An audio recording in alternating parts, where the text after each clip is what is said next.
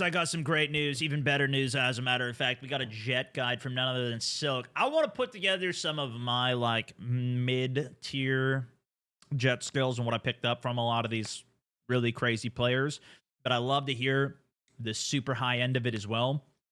I was just abusing the stealth jet, and that was a lot of fun. So I want to watch this video. Maybe he even talks about it in this. And let's see if we can do some learning together. If you guys don't know Silk, I'll leak the video again. Hopefully, he might even be on in a little bit. We'll do some duos with him. Find yourselves asking questions like this. Well, to be fair to this guy, he has a bit of a point, because take a look at this. Anyways, welcome. Yeah, that was that's it. That's it. Fly things. Roleplay as a combine harvester. Maybe we shouldn't be telling people this. The Battlefield 6 jet world record. Because I was smashing some people there. I'll be your flight instructor and farming consultant today, because in this video I will speedrun through. By the way, some people were telling me, Stone, stop promoting Silk. He just farms lobbies that are easy. Whatever. First of all, every lobby that he's in is easy because he's so good at flying. But also, there are times where you got to fight other people and you're not going to go on a crazy game. But then you get that one lobby where you do get a pop-off and it's fun. I like it, man. I like this type of gameplay. I think it's fun. Everything you need to light up the skies in Battlefield 6. Probably the one getting bombed. Jet in Battlefield, you can make it pitch, roll, and yaw. Pitch is pulling up or down. Rolling, as the name would suggest, is rolling left and right. And yaw rudders the jet laterally. You'll find that you can aim using combinations of these inputs, but there are inefficient ways of aiming and efficient ways of aiming. In previous Battlefield games, the jet rudders were very strong, and therefore you could rely on yaw heavily when you were aiming. In Battlefield 6 though, I did improve the feeling just slightly with some settings, which I will get into later. Oh, spoilers! But the rudders are still unbelievably Man, he weak. blurs it out, so this no spoilers. really changes the way that we aim in this game. Now in Battlefield 6, for large movements, you want to aim primarily with roll and pitch, leaving only fine micro adjustments to the yaw. Especially when following enemy aircraft, you want to roll. You want to mainly aim with a roll, which is my AD, and pitch, which is the up-down, right? So he's saying not yaw, not mouse left and right. You mostly want to aim with the roll and the up-down. Interesting. So like even if you're coming in on an attack, usually I just like tap A and D a little bit and try and get tappy and just like yaw out a little bit, but no yawing. Okay. All such that your jet is perpendicular to their direction of motion. Right, because then the pitch allows you to do it. Using pitch. This is easier than ever in Battlefield 6 with the new PIP crosshair, which stands for Predicted Impact Point. You simply align this little circle with the enemy aircraft and click. I recommend watching the enemy jet though rather than the point, and only really using it as a reference. It feels more effective to watch and react to the enemy jet rather than watching and reacting to the PIP, which is just reacting to the jet. It's just an extra step of latency. That's the thing. For me, that circle is always bouncing around.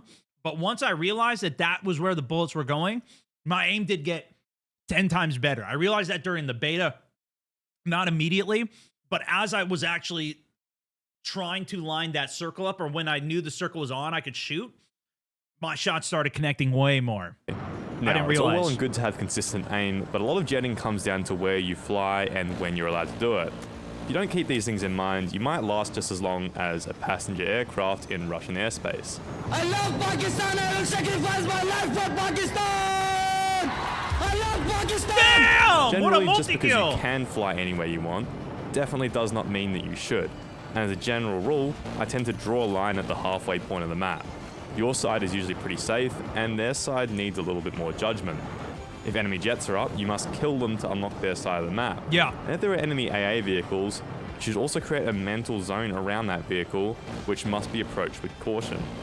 For me, the big thing is to never get slow, committed, or vulnerable on their side of the map, especially when jets and AA are up. I like to fly very aggressively, and because of this, I might do a strafe or two while their jets are dead, just on their side of the map. But a great... You know what I'm noticing too is how fast he goes. I think what he meant by this slow whatever was he's slowing his speed to actually get the shots, but he's still cranking 376 knots right now on a push. I usually go in holding S like a noob, floating slow. But he just keeps strafing so fast, and he's hitting his shots. That's the craziest part. Practice is to play more of a defensive style where you punish the enemy players who overstep. Another key tip about where you fly is stinger range. In previous Battlefield games, it was more of a radius from the stinger player. of a certain length. See, in Battlefield 6, Stingers have infinite vertical range. So when you're running away, you cannot run vertically, you must run horizontally away from that target.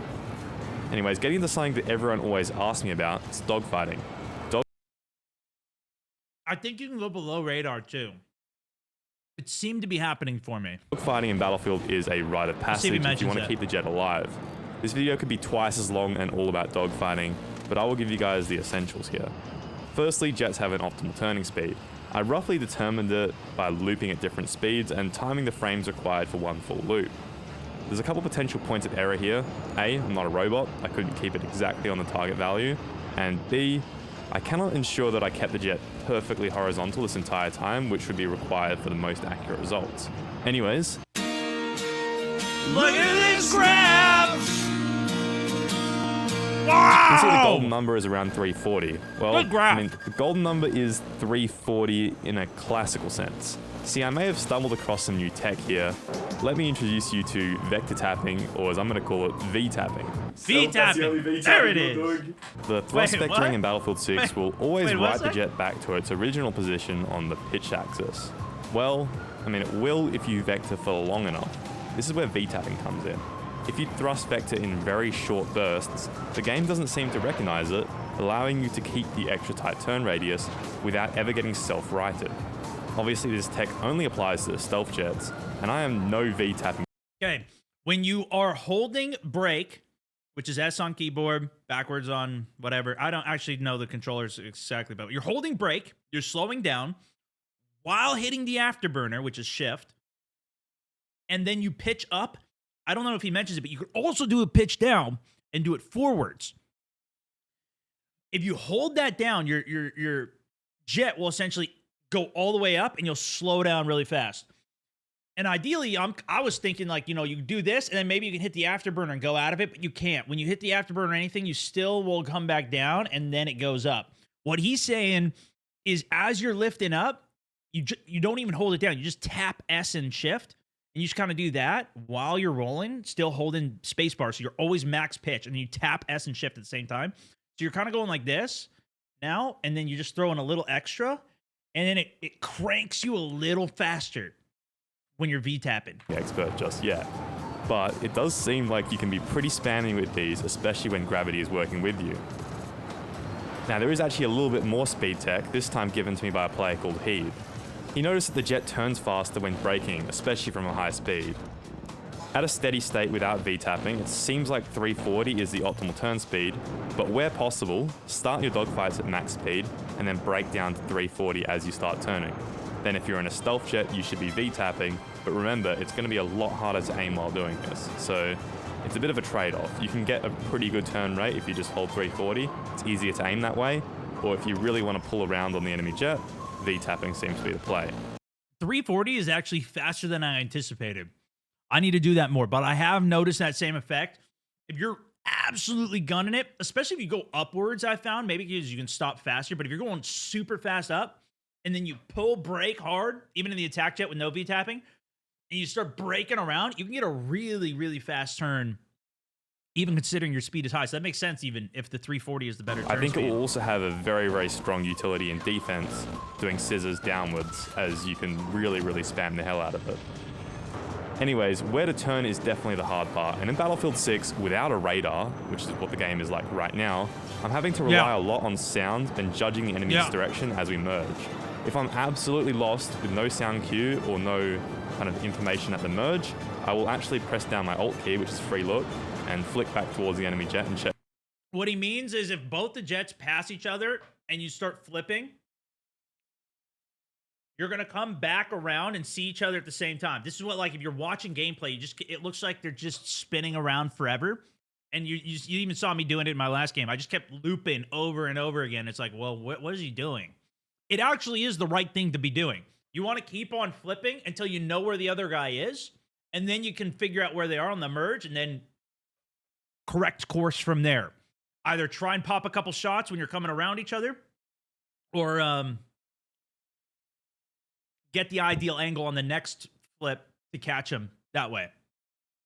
where they go. Bro's It's lying. better Planes to aren't go even in the real. right direction a little bit slower, I think. My bad. Rather than go in the wrong direction as fast as possible. What my friend always tells me, and I circle think this is fight? great I advice, think that's a is term. I to don't know. try and crash into the enemy jet without crashing into them. You want to pick the shortest path to where the enemy jet will be at the time of the next merge. Anyways, this part of the video is extremely hard to make without a radar, and I will 100% revisit it with a full dogfighting video once DICE fixes this horrific radar. Now, when it comes to farming, target make without a radar, and I will 100% revisit it with a full dogfighting video once. So normally, at least in previous battlefields, the radar would show the other jet on it. So when you're flipping around and going places, you can kind of gauge where the enemy was. Now they don't have any of it. That's why I think he's really mad. DICE fix is essential, not only to stay alive, but also to juggle tasks successfully. My target priority is simply jets first, then helis, and then after that, it becomes a little bit blurry. A lot of players have a definitive A to Z target priority, but I think if you want to farm as hard as possible and be as effective as you can in the jet, it's a little bit trickier than that. So often AA would come next, but if the enemy AA is useless, then why not leave them alone? Then you might say tanks after that, but for me it's more of a, if there is a bunch of infantry or anything that can die in one pass, guaranteed, do that, and then work on tanks.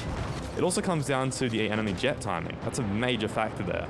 If it's 30 seconds until the enemy jet spawns, don't start working on a tank that will take you 45 seconds to kill. By the time you have to go fight the enemy jet, he'll have repaired his entire health bar, and that's completely useless. Yep. It's also worth noting that jets take 90 seconds to spawn. Try and get used to timing that in your head. Trust me, it seems like it's a lot to track, but once you get used to it, it really just becomes second nature.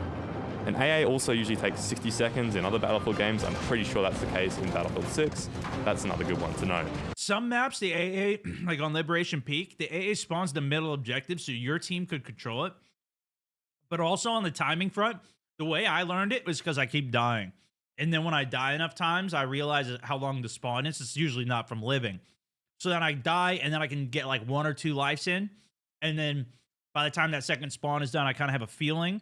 Or if, you know, I've been alive the whole time, I'll like, it's probably about time. And then I'll redeploy. But you got to make sure you redeploy with still like 8 seconds left. So that way you can get back into the jet before the timer pops. Because you don't want the vehicle to pop, but then you're still on locked cooldown. Now, getting into the more niche stuff, I see my teammates as resources, especially teammates in jets, helicopters, anti-aircraft, and armor. If you let your friendly jet die, you're likely to have lost a resource and you open yourself up to a 2v1. If you keep your tanks alive, you're more likely to gain a passive buff if one of those guys are cleaning up enemy anti-air and infantry.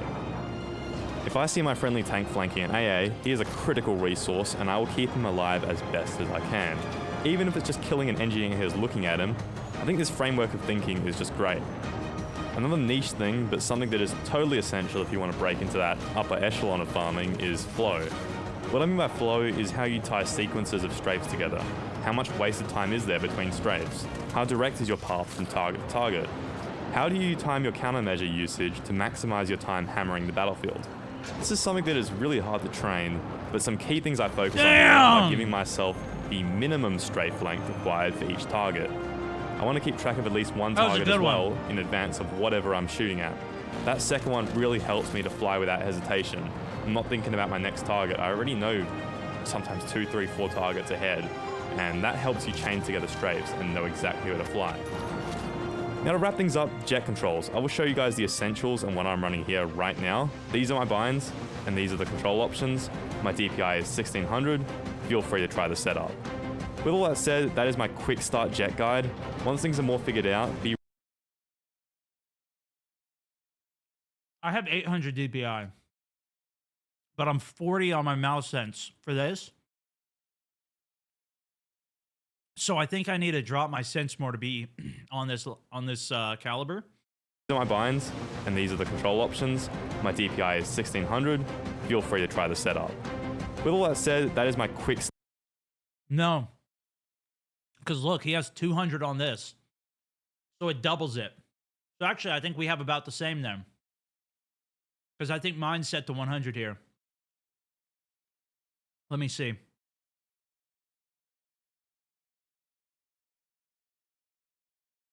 Mouse and key, vehicle aim sense. Yeah, it's set to 100. So if I double it here, and it might be about the same, but I think the reason this is, I've talked to a couple other guys that fly. I think the reason they leave that at 200 cranked all the way is for more smoothness on the actual aiming. But I'm not sure if I haven't tried it yet. Start jet guide. Once things are more figured out, be ready for an ultimate jet guide as well, an ultimate heli guide, and maybe some other stuff as well. Be sure to subscribe for more Battlefield 6 coverage, and I will see you all in the next one. Peace.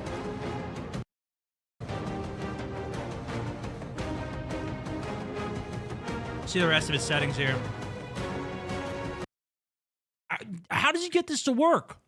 I tried this and it bugs. I can open the map, but I can't close the map with the with this button. Ooh. He also has the chase camera on that. I have that for the free look. What's his free look button? Did I miss out?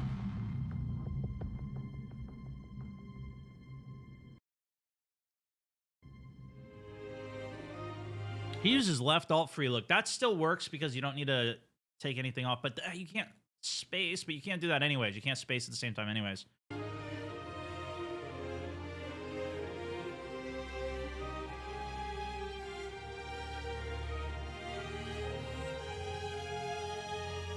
I gotta tell him about the pitch down vectoring. We gotta see how good the pitch down turn vectoring is too. All right, awesome video, guys. I'm going to link it again.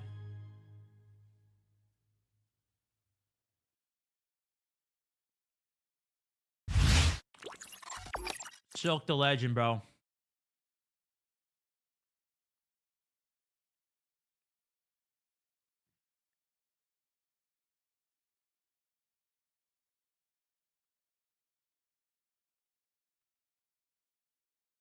Bingo.